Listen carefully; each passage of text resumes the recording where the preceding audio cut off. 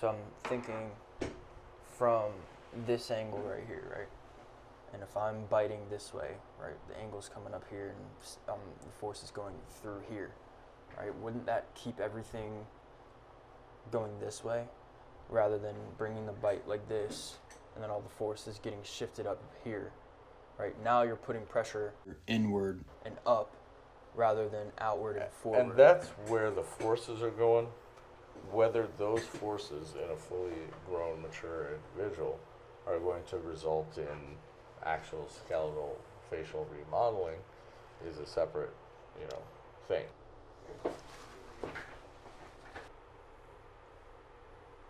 Look at that. Oh, That's damn. a jolly maxilla. That is jolly. That is definitely That is jolly. Alright, so let's try to use this superimposition feature. What the Like two different skins? Yep. Yeah, how'd you do that? Yeah, there's a feature in the program. How do you know it's aligned? What if my spine is, or what if my neck is positioned So differently? the neck will never be the same, right? So you have to, register the scan on landmarks that are reproducible. In the skull base, right? The cranium, of course, will be a great one, right? Sella, some of these structures around here, right? Basion, we want to get those. So A first point. I just do A point could No, change, that's gonna change. right? With some of our types of interventions, That's what you're right? gonna measure. And you see how this, right? And kind of take this way, that way, and turn it this way, I that see. way, Oh, right? damn. So in each plane, we try to pretty much get it where it needs to go. This is just like accounting for any slight movement or change in the scan from each, just so we can get it more accurate. Yeah. Okay.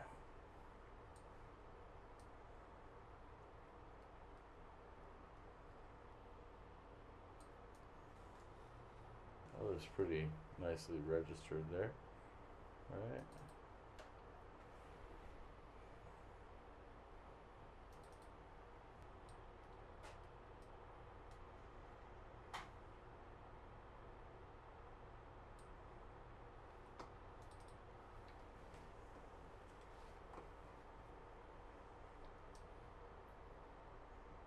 Yo, what the? Yo, what? Be so for real, bro. Why Yeah, is bro. it doing me like that? Bro, that's winning. That's hilarious.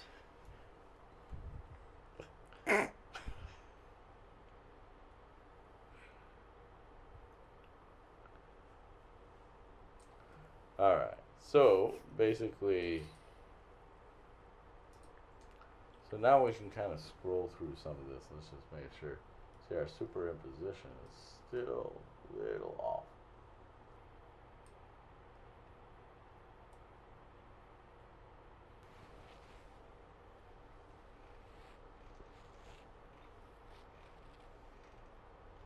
It's pretty even. Pretty much the same, just the teeth. I mean, do we have it Right. before? Can you pull that up? Hmm? Because that would be pretty cool to see his before. Oh, because before, yeah. And then you can Yeah. actually see everything. Right now, all of this is pretty much the same, but it looks like mandibular position in March was maybe ever so slightly better, right? Like you can see the blue, right? So we basically need more mandibular freedom, right? Mhm. Because what do the front teeth do, right? They kind of back just a little bit, right? You see that faint blue outline, right? And I think that was part of, you remember, you wanted to kind of bring the front teeth down a little bit, right? But I was kind of thinking, right, swivel them up and at, right? And then that gives you a little more clearance. Of course, we can effectively put some bite turbos or something here so you can really smash into those, stimulate, stuff on this part of your face so that we can make your bite a little bit, Can you taller, check the better supported. positioning of the nasal bone to see if it's gone back in any way? Nasal bone has not. No, I think over here we look very congruent through cranium, skull base, nasal, bridge. All of that looks pretty much exactly the same.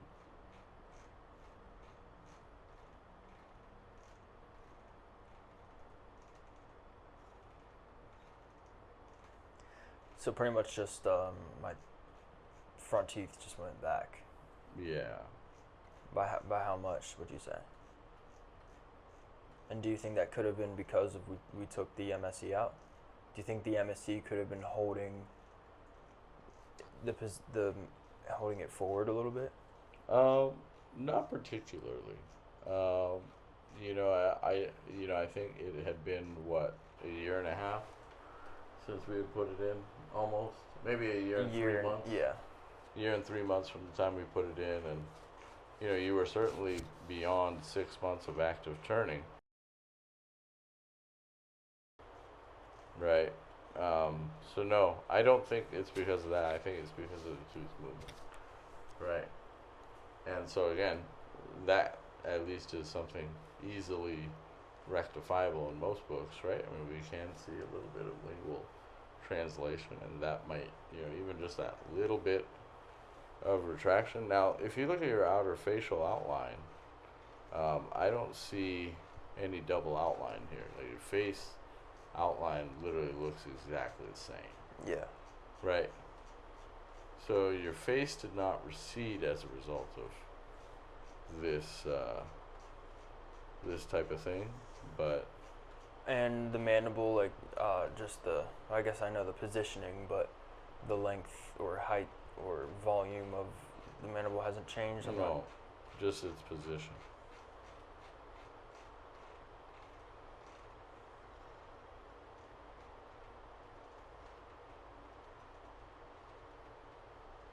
The adenoid shrunk a little bit. Adenoid. Yeah. What is an adenoid?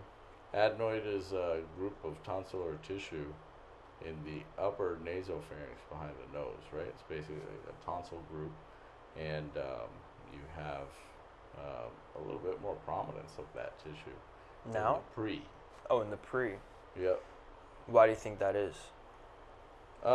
You may have just had a little bit of a reduction of inflammation of those. Some of this could have been situational. Some of it may be a true reduction in adenoid prominence because of improved nasal breathing function, right? Of course, in the post, right, we can see that the tongue space, right, your tongue is back a little bit. Of course, again, tongue space is a very fickle thing, not necessarily diagnostic in a big way on a CT scan, but it's just interesting to note that, your tongue, projects a little more back here, right? In the post. In the post, right? So if if we're really trying to optimize all this, right? The bite's still deep. I'm swinging these up and out, torquing that root, this way, right? Swiveling this out, and then maybe trying to utilize bite turbos or something of the sort. To try to bring that down and forward just a little bit. Mm-hmm. And Right. then how would we bring the bite into that position? Typically extrusive posterior mechanics, whether it's the attachments or elastics, right? Vertical elastics in the posterior. And how many millimeters or centimeters can we get out of extrusion? Oh, usually not measurable in centimeters, but millimeters. You could. I think the scope of movement here is like if we open up the bite, 2-3 millimeters total, right? To be able to get basically a millimeter to a millimeter and a half of extrusion upper and lower to be able to make that bite a little bit taller in the non-deep bite position, right? And let's see what your pre-treatment condyles were doing. I guess we can just go back to this screen.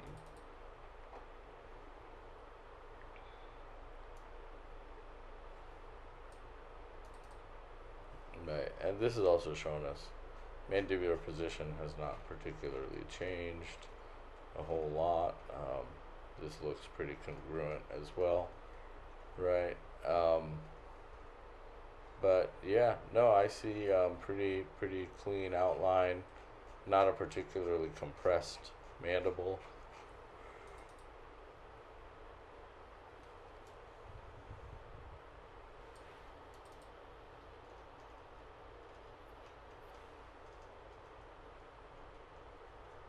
Same thing here. But you can probably afford to come down and off of it a tiny bit more. Down and off of the condyle. Yeah, like the condyle kind of just kind I of see. coming down and out just a little bit. Again, we're talking about an order of magnitude of, maybe a millimeter or so, millimeter or two maximum. Yeah. So how much would you say I've quote unquote recessed? Just the bite. How many millimeters is that? Oh, the bite. I mean, maybe one. Really? Yeah. It's not bad. That's not bad. It's not bad, but it's also not what we want, right? You definitely have some, upper distalization. What does going that on. mean? Meaning, you remember how we, do you still have these spaces? Which spaces? Between your, yeah. Yeah. You have those spaces. So the thing is, we created those spaces to try to kind of keep your treatment a little bit protractive, right? And kind of keep these, consolidating, moving together and out. And of course, in the computer screen, it looks like they're all moving together and forward and out. But without any control on that force system, basically what can happen in Invisalign, right? You're creating that space, and maybe that space creation mechanic in the Invisalign is, you're pitting sort of 10 weaker teeth against, 4 stronger teeth, right? And so the 4 stronger teeth may, as a result of that space opening mechanic, maybe slightly lose the battle, right? And then they're going back just a tiny bit, rather than these going forward, right? So there was, a little bit of net dental retraction. Of course, no skeletal effects, right? But definitely a net dental retractive effect in the order of about a millimeter, and not really even visible everywhere, but you see it most in the molars and you see it most in the central incisors, right? You just see a little movement of those incisal edges there. So my goal would be maybe sequential protraction or mesialization. Maybe you could even use something protractive, right, when you're putting your arch together for the next round, right? And of course, I think lifting them up and out and trying to do that whole, bite ramp, rubber bands kind of thing will solve this problem. So up and out, would that just mean tipping them?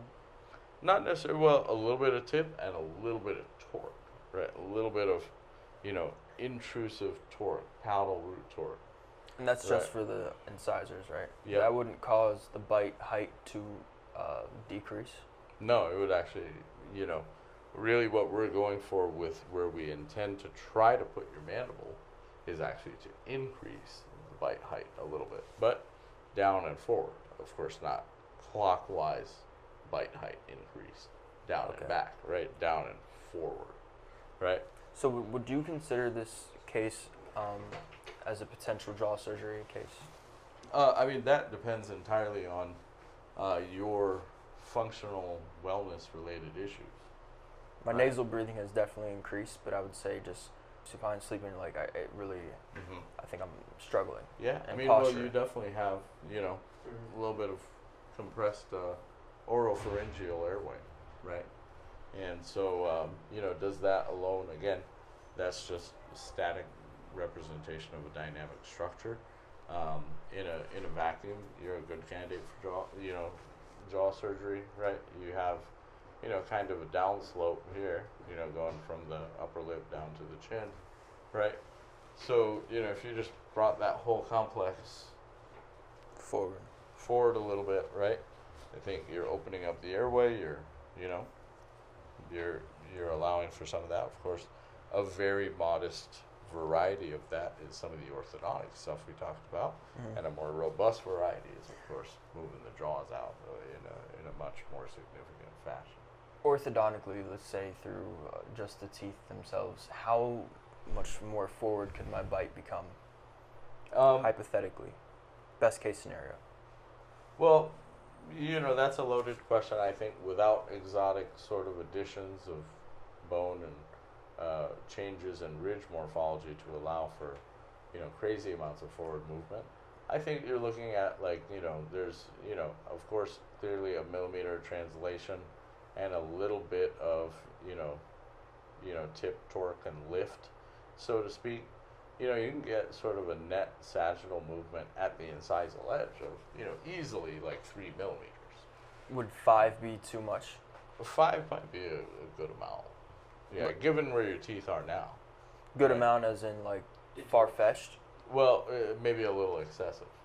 At least it wouldn't, but again, these things are, maybe difficult to premeditate or calculate. Let's do something here, right? Let's take your incisal edge here, and then let's, basically draw a radius of, well, let's take about 5 millimeters of net sagittal movement, just about, right? And then, how much can this, move, right? But that's what about 5 millimeters looks like. That's not bad. So, yes, can this tooth go there? Probably could, right? Or let's say if, we were able to move this incisal edge, right about there, right? How much true sagittal movement is that, right? Right, and wouldn't it Yeah, determine? I mean, it does look like it's doable to do something like that. It would just have to be done very intentionally, right? Good palatal root torque, good sort of intentional, kind of upward and outward movement there, right?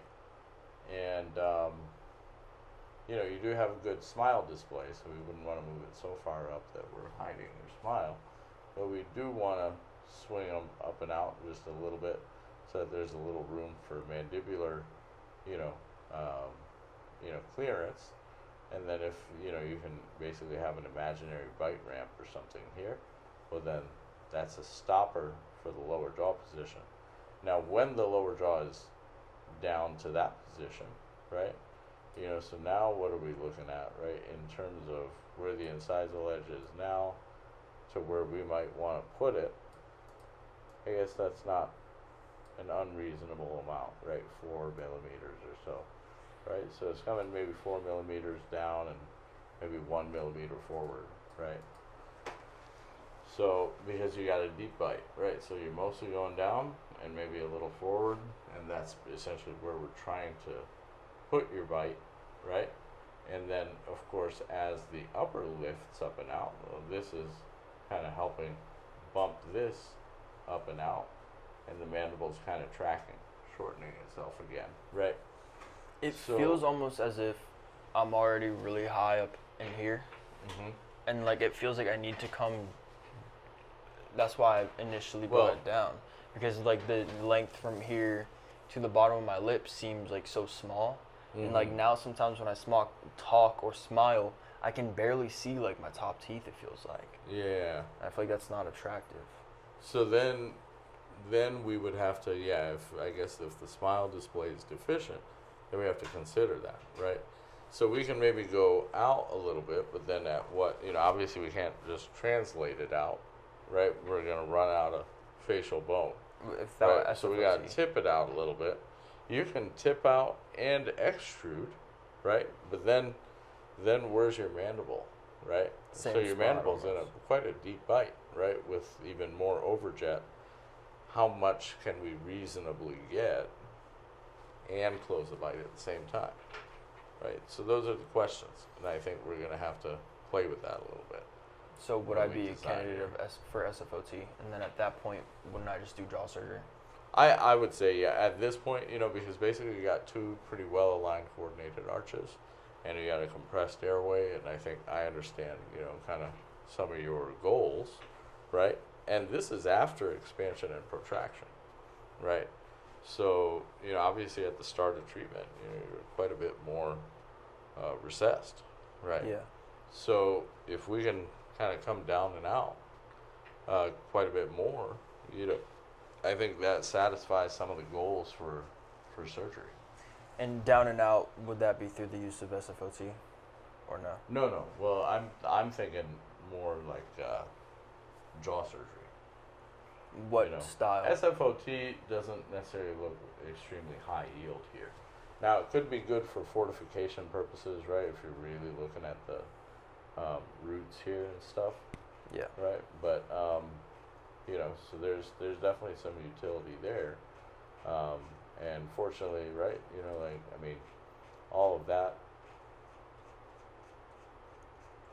It doesn't look like we flared your incisors out or something. With this treatment, if anything, we were able to bring those back as well to try to get the mandible some clearance. But at the end of the day, right, mandibular position is limited by any bit of retraction of the upper anterior segment, right? So, we would have to contemplate. I think with what you told me today, this morning about possibly needing Lefort. Well, now you can clearly see that could have some merit, but of course not without the mandible, right? The mandible's already condylarly, it's in a pretty decent orientation, right? Of course, we may have some allowability within the jaw joint to do some of this modest down and out orthodontic stuff with like some anterior turbos, bringing both jaws anteriorly where they need to be, use that as a template to extrude and build our bite into it a little bit better, and then you have a little bit stronger, lower jaw position.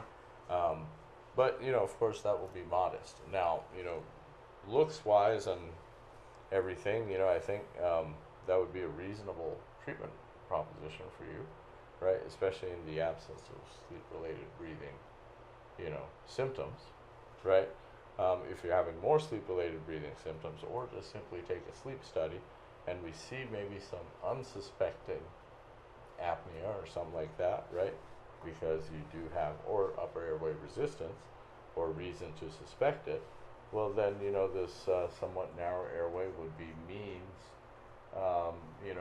justification to pursue surgery. Because, again, you have pretty well aligned coordinated arches at this point. Right, but I think, what are ways that we can keep the orthodontic treatment protractive? Well, we have to now think about, basically using more protractive mechanics, maybe some sequential mesialization. If we do need to bring the upper front teeth down, we just have to make sure we're not making your bite plane too steep, right? Already your palatal plane is a little bit downward tilted, right? We don't want your occlusal plane to be too downward tilted. Well, what's the only way you can fix that? Typically lifting the upper front teeth and dropping the upper back teeth, right, and so forth, is the way to do that. If we're going to do this with the upper front teeth, well, then imagine how much you would have to drop your molars into the resultant downward migration, downward and forward migration of the mandible, and then that amount of mandibular migration, are your joints going to allow for it? Is it going to be a stable position? Right. These are all questions, right? So I think, just from where I'm sitting, we do a little bit of just, certainly we can get it to where, you're a little bit less trapped, right? That's like, talking about jaw surgery just to untrap you a little bit, give you a little more, advantage with mandibular clearance and, My thought process behind the downward angle of the bite was to generate force forward, not up into the skull. I want to try to keep the force going this way. Is there a merit to that? Tell me the physics you're thinking. So I'm thinking from this angle right here, right? and if I'm biting this way, right, the angle's coming up here, and the force is going through here, right? Wouldn't that keep everything going this way, rather than bringing the bite like this, and then all the force is getting shifted up here, right? Now you're putting pressure inward and up, rather than outward and forward. And that's where the forces are going. Whether those forces in a fully grown, mature individual are going to result in actual skeletal facial remodeling is a separate, thing. Of course, functionally, it could be great, and it could sort of keep, somewhat protracted effect on the face. I think that force vector makes sense, Right. But, what's going to happen as a result of application of that force vector? I can't necessarily say that that's going to just push everything forward. Right. It'll feel like it's pushing everything forward, but Yeah. right. We take one of these in a year of you doing the most bite pushing that you can do. You're probably going to see something very similar. It's not like you haven't been doing that. I know you've been doing some of that. Yeah. I just now got into a bite. Yeah. This past month.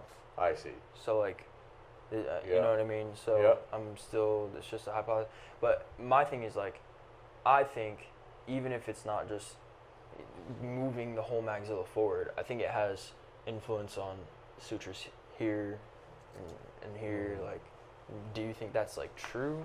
Do you think that it's too far-fetched? No, I think there could be some stimulation, but again, does that stimulation then mean movement of the bones? It's a bit,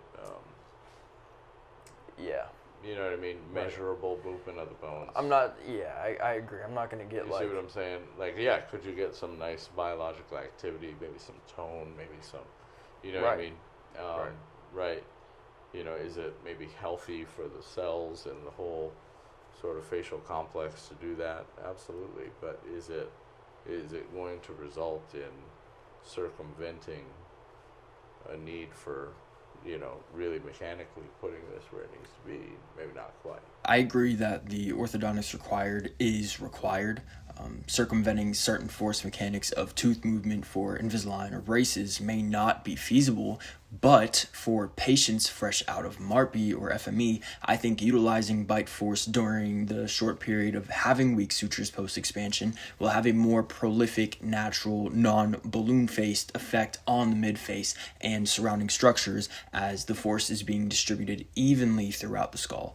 This can additionally help maintain alveolar bone and assist in protracting or pivoting the maxilla forward with utilization of headgear.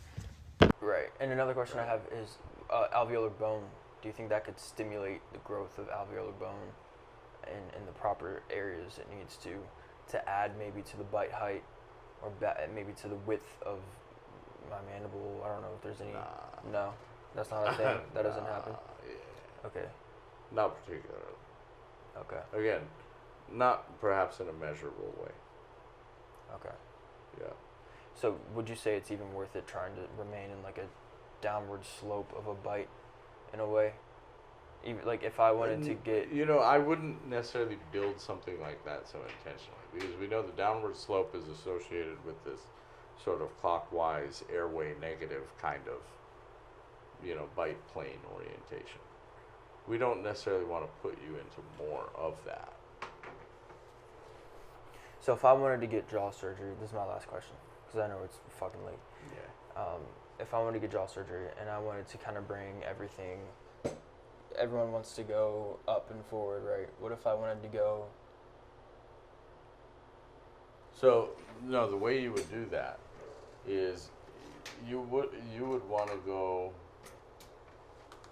right, look at where this is going to go vertically. Again, exaggerated for illustration. So you can go down and forward and counterclockwise and have a net downward movement, right? So let's say where your incisal edge is, right, you can go, right, let's say your bite plane is like this, you can make the bite plane like this. So you would have to make the bite plane like that? Well, it would be much better to make the biplane like that for purposes of airway. Otherwise, then you're kind of locking yourself into this sort of very divergent, downswung kind of look, Yeah, right? that's true. Counterclockwise doesn't mean up and forward. Counterclockwise can happen down and forward too. You see what I'm saying? Yeah. It just means that the that's rotating, but then where that whole thing translates, right?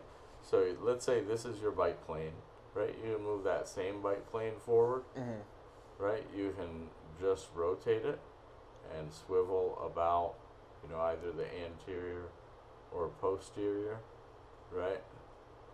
If I'm rotating more about the posterior and just lifting, you're doing that. Obviously, we don't want that for facial, aesthetic, smile display, all that kind of stuff. Right, you can get counterclockwise this way, you can just swivel about the middle, but basically all of this is just rotation, right? So now let's say we've rotated this way, trying to preserve smile display, and maybe even gain some, right? So now, right, you can move sagittally. So we've rotated, we move sagittally, and we might even be able to move down. Right. So the whole benefit is the rotation. At least from an airway perspective, that's a huge. If you're already sloped this way and your bike plane is sloped that way, it will serve you a huge advantage to rotate. Why? Because then the mandible, this whole complex, is moving Forward. Yeah, and this whole thing is moving out of the airway, right? You don't want to cause this to rotate this way, Yeah. right? Do you think? Yeah, I'm just thinking from like an aesthetic level. Some of the most attractive people, they're kind of like, you know what I mean? Like it's like a downward angle rather than like a squarish straight. Yeah, there's nothing wrong with a little jaw angle taper. It's not just make it square for the purpose of making it square, but that might be a conversation between you and your surgeon to, harmonize airway goals with cosmetic ones. But I certainly don't think it would be very aesthetically beneficial to downslope you more. Yeah, I see and what move you mean. forward, right? That Yeah. would just, your face would just look kind of long and hyper divergent. Right. That makes sense. Okay, that's pretty much all I have. Man, sorry Yeah, to buddy. freaking keep you up so long. It's No, and we can almost, and this is actually, if it did do anything, it maybe helped bring your maxilla Forward. down and out, right. right, a little bit, right, to get some smile display. Right. And I think that's why you had, so do that and pull. I mean, that's why you got these like strong features now, right? I and agree. just orthodontically, just to basically live here and make it a little better. At least we now know what we have to do. Yeah, I just think that's the next step is just That's fucking just- the bite. Yeah, no, we need to get those upper front teeth out of the way. Like they're Yeah. still So that two in. right. So that gap I have right now between my molars, are we gonna just like bring the back molars forward and fill that space? Or are we just I gonna- think so. Yeah. Okay. And then we'll just have space back there, like where my wisdom teeth Yeah. were. Mm-hmm. Okay. And then, like you said, is it gonna like over time just fill that space? Well, we have some options on what to do with that space. Actually, if you want to, continue to distalize your molars into the wisdom tooth position, and then add a third premolar as like a little first mini molar implant, they will give you 32 teeth. Now, if I do Yeah, that and I want jaw surgery, will they have to remove the implant? No. No. No. So why do they have to remove wisdom teeth? They don't necessarily have to, but if they're in the way of the cut because of the way that they're impacted, then it makes sense. It's not that wisdom teeth must come out for jaw surgery. Right. I mean, we saw a patient today, who had a beautiful outcome with jaw surgery. He just has a little bit of nasal resistance that we're going to take care of with a little expansion, Right. God willing. The actual, the surgeon kept the wisdom teeth in, It's a very well done surgery, and so forth. So How are my roots looking? roots are looking pretty solid. Well, this is the old, but yeah, I mean, no, roots looking fantastic. You know what I'm saying? Yeah. All right, say bye real quick. Peace.